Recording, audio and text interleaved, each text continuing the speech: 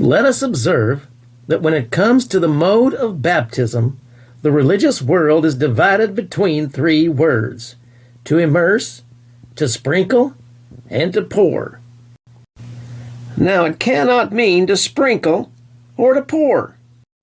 I can make it plain to every child that baptizo cannot mean either to sprinkle or to pour, for the object to be sprinkled or poured must be susceptible of being divisible. That is, divided into small particles as dust, ashes, etc. For to sprinkle is to scatter abroad in fine particles as sand, dust, etc., and to pour is to turn out in a continuous stream as we pour out water or any liquid. Now listen, friend, we cannot sprinkle persons, because we cannot divide them into small particles or pieces so as to scatter them. And for the same reason, we cannot pour persons in a continuous stream like water.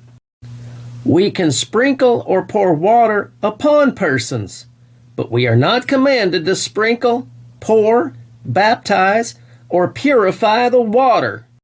We are commanded to baptize persons. However, when we sprinkle or pour for this rite, we baptize, pour, sprinkle, or purify the water. Always remember this important point. The act, whatever it was, which Christ commanded, terminates upon the person. But the act, which those who sprinkle and pour perform, terminates upon the water, the element, and not the person. If this is baptism, as they claim, then it is not the act that Christ commanded. For they baptized the water, and he commanded them to baptize persons. They manifestly do not obey Christ by baptizing the water. This may be dismissed with a smile or a sneer as a simple argument. Certainly, it is a simple argument that a child can understand, but it is not a senseless one. It never has been answered, and it never can be. When you allow the minister to sprinkle water upon you for baptism, you have not obeyed Christ to be baptized. When you have allowed the water to be baptized upon you, to sprinkle or pour the water is not baptizing you, but the water. It is agreed that baptizo signifies either to immerse, to pour, or to sprinkle. Now, to illustrate what we are teaching, let's take these three words, sprinkle, pour, and immerse, and see which of these words makes sense when substituted in the scriptures for the word baptizo. And again, reminding you that we don't sprinkle persons, but we sprinkle water. And we don't pour persons, but we pour water.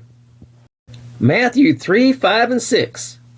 Then went out to him Jerusalem, and all Judea, and all the region round about Jordan, and were sprinkled, or scattered of him, in Jordan.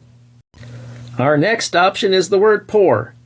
Does it read, and were poured of him in Jordan? And our third option is the word immersed. Does it read, and were immersed of him in Jordan? Now, which of these three options makes the best sense? And which of these three options follows the laws of language? And finally, take this example from Acts chapter 8, verse 38. And they went down both into the water, both Philip and the eunuch.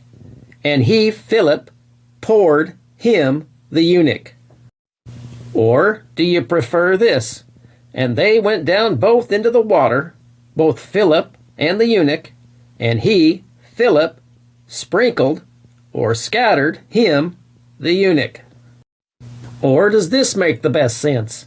And they went down both into the water, both Philip and the eunuch, and he, Philip, immersed him, the eunuch. It should be obvious to anyone that once we understand the way words are used and the way words are defined, that only immersion can be called baptism. Let me reiterate, the act, whatever it was, which Christ commanded, terminates upon the person and not upon the element, that is to say, the water.